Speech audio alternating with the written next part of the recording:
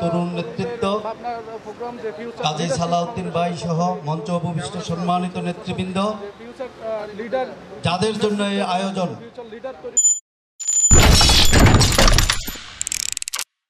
অপরূপ TV online. সীতাকুণ্ডের Munster community সেন্টারে ৮ December ২০২৫ বিকেল ৩টায় তারুণ্যের ভাবনায় সীতাকুণ্ড জেগে ওঠো তরুণেরা, পরিবর্তনের মশাল ধরো শীর্ষক আলোচনা সভা অনুষ্ঠিত হয়েছে। অনুষ্ঠানের প্রধান অতিথি উপাচার্য অধ্যাপক ড মোহাম্মদ ওবায়দুল করিম তার বক্তব্যে বলেন, ফিউচার লিডার্স হচ্ছে, আপনারা জানেন, এই যে কিছুদিন আগে আমরা গণ অভ্যুত্থান করলাম, সেই গণ অভ্যুত্থানের নেতা ছিল কারা? তরুণরা। আমরা যাদেরকে বলি জেনজি। জেনজিটা হচ্ছে, আমি একটু ভিন্ন সুরে কথা বলছি, জেনজি কারা? জেনজি হচ্ছে গত শতকের ৭০-এর পরে এই ২০১২ পর্যন্ত যারা জন্ম নিয়েছেন। এটাকে আমরা সীতাকুণ্ডের ভবিষ্যৎ নির্ভর করছে মাদকমুক্ত, সন্ত্রাসমুক্ত এবং সচেতন তরুণ প্রজন্ম গড়ে তোলার ওপর।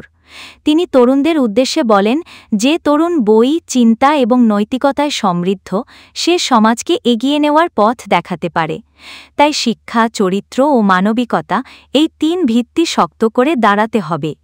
প্রধান প্রেরণাদায়ী অতিথি হিসেবে বক্তব্য দেন চট্টগ্রাম ৪ আসনের বিএনপি মনোনীত প্রার্থী কাজী মোহাম্মদ সালাহুদ্দিন। তিনি বলেন, সীতাকুণ্ডকে বদলাতে হলে মাদক, সন্ত্রাস এবং সামাজিক অবক্ষয়কে না বলতে হবে। একটা দেশ কখনো সঠিকভাবে পরিচালিত হতে পারে না যতক্ষণ পর্যন্ত আমাদের তরুণ সমাজ, ছাত্র সমাজ আমরা সঠিকভাবে নিজেদেরকে পরিচালনা না করি। বাংলাদেশের প্রত্যেকটা সংকটময় মুহূর্তে তরুণ সমাজের নেতৃত্বেই সকল কিছু সংগঠিত হয়েছে। ৬৯-এর গণ অভ্যুত্থান থেকে শুরু করে ৭১-এর মুক্তিযুদ্ধ, ৯০-এর গণ অভ্যুত্থান এবং সর্বশেষ ২৪-এর এই গণ অভ্যুত্থান, সেখানে তরুণ সমাজ এবং ছাত্র সমাজের যে ভূমিকা, জাতি চিরদিন তাদেরকে মনে রাখবে। উনি আজকে কঠিন অসুস্থতায় ভুগতেছে, সেখান থেকে মহান আল্লাহ পাক রাব্বুল আলামিনের দয়ায় যাতে উনি আমাদের মাঝে এসে আমাদের সাথে হাজির হতে পারে, সেই জন্য মহান আল্লাহ পাক রাব্বুল আলামিন জানতে ওনাকে সুস্থতা এবং নেক হায়াত দারাজ করে, সেই জন্য আমরা দোয়া করব। বাংলাদেশকে দ্বিতীয়বার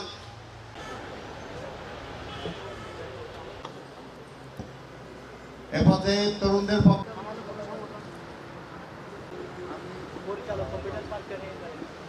তরুণদের জন্য নিরাপদ পরিবেশ, উন্নত শিক্ষা, আধুনিক চিকিৎসা সুবিধা এবং সুস্থ সংস্কৃতি চর্চা নিশ্চিত করাই আমার প্রতিশ্রুতি। তিনি আরও যোগ করেন, তরুণদের স্বপ্ন আর শক্তি আগামী সীতাকুণ্ডকে আলোকিত করবে।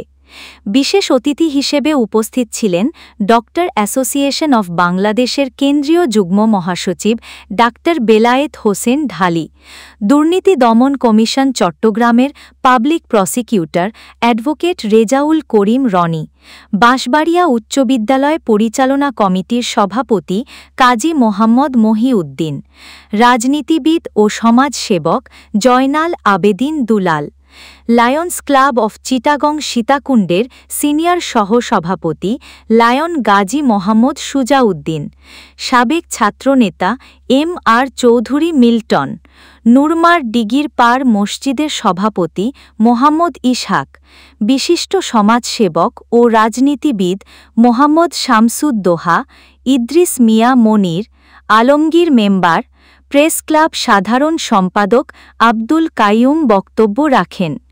সাবেক ছাত্রনেতা মোহাম্মদ রুস্তম আলী, অ্যাডভোকেট মোশাররফ হোসেন ফণি এবং দিশারি সাংস্কৃতিক তরঙ্গের সাধারণ সম্পাদক ফরহাদ হোসেন রিয়াদ।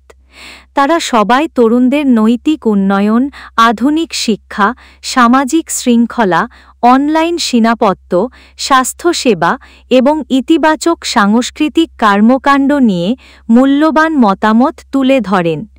সভাপতিত্ব করেন ফিউচার লিডার ফাউন্ডেশনের সভাপতি কাজী সেলিম উদ্দিন এবং অনুষ্ঠানটি প্রাণবন্তভাবে সঞ্চালনা করেন দিশারি যুব ফাউন্ডেশন বাংলাদেশের চেয়ারম্যান ও অতিরিক্ত জেলা public prosecutor advocate Mohammad Sarwar Hossain Lablu. তরুণদের অংশগ্রহণ, তাদের অগ্রগতির পরিকল্পনা এবং সীতাকুণ্ডকে নিরাপদ সুশিক্ষিত উন্নত অঞ্চলে গড়ে তোলার ইচ্ছা সব মিলিয়ে পুরো সভায় ছিল উচ্ছ্বাস ও ইতিবাচকতার শক্ত উপস্থিতি। দেখেছ, তোমাদের বাবা মাকে কখনো ভুলে যেও না। আমি যখন বৃদ্ধ হব, আমার সন্তান যেন আমাকে বৃদ্ধাশ্রমে না পাঠিয়ে আমার ঘরেই যেন আমাকে সেবা করে। মানবিক গুণাবলী সম্পন্ন একজন মানুষ হতে হবে, নিজের চরিত্রকে উন্নত করতে হবে, সর্বোপরি নিজের পরিবার এবং দেশের সেবায় নিজেকে সবসময় নিয়োজিত রাখতে হবে। তরুণেরা পরিবর্তনের মশাল ধরো। তো আমরা তো মশালটা গত আগস্ট জুলাইয়ে আমাদের হাত ধরে তো এই দেশটা স্বাধীন হয়েছে নাকি? এই তরুণদের হাত ধরে ফ্যাসিবাদের বিদায় হয়েছে, এই তরুণদের হাত ধরে শেখ হাসিনা স্বৈরাচারের দেশ থেকে পলায়ন হয়েছে, এই তরুণদের হাত ধরে 5ই আগস্ট পরবর্তী যে নতুন বাংলাদেশ বিনির্মাণের যে অগ্রযাত্রা সেটা শুরু হয়েছে।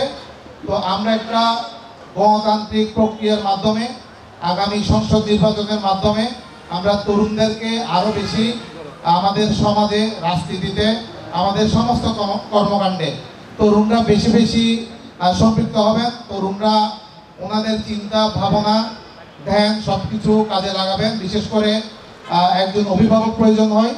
আমরা আমাদের যে চিন্তা চেতনা ভাবনা এগুলা প্রকাশ করার জন্য প্রেরণাদায়ক বক্তা তারা এসেছেন, তাদের বক্তব্য মনোযোগ দিয়ে শুনেছেন এবং আমি মনে করি ওনাদের বক্তব্যকে আমরা ধারণ করে ওনাদের যে গঠনমূলক বক্তব্য এগুলাকে আমরা মনের ভিতরে গেঁথে আগামী সুন্দর সীতাকুণ্ড গড়া যে স্বপ্ন আমরা তারুণ্যরা দেখছি সেভাবে আমরা গড়ে তুলব।